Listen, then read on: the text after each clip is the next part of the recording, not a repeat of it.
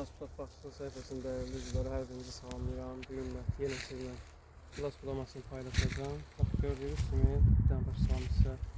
Bak salona budağı götürdük. İkiye doğru giden budağı sıfır kesirik. Bak buradan da yine üç budağı götürdük. Bak burada bizim liderimiz bu yan budağı. Ve buradan da liderimizi seçirik. Buradan da görürsünüz yan budağıdır, bu da lideri. Lideri yan budağdan bak bu mesafede kısa vurur. Buradan da görüyoruz yan budağın uşaqçılıq törədi.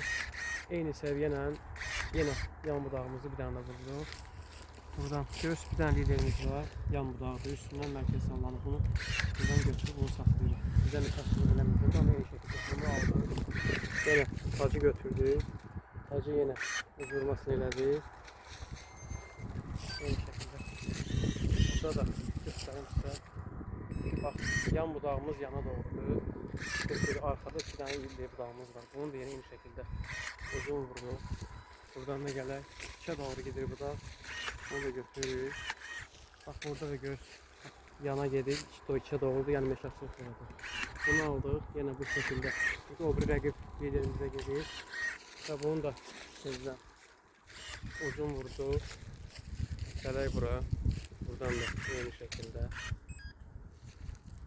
Aynı şekilde bunu da götürürük. Görürsünüz. Bunu götürürük. Yine liderimizin uzun vurdu. Buradan da götürürük. İçeriye doğru giden budağda aldık. Bunu da aldık. Sıfır kesim. Bunu da aldık.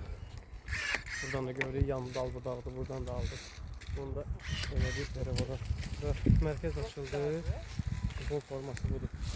Dökümün karşısında beğensin, paylaşsın, paylaşsın. Bu gördüğünüz gibi kardeşler budama eləyir və 5 illik bağın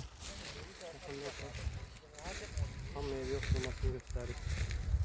Gördüğünüz gibi artıq 5 ulduz tomurcuq özünü göstərir. Allah kesin bağına bərəkət versin.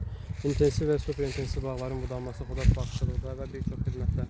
Videoda nömrəmiz var, əlaqə saxlaya bilərsiniz. Allah hər kəsin bağına bərəkət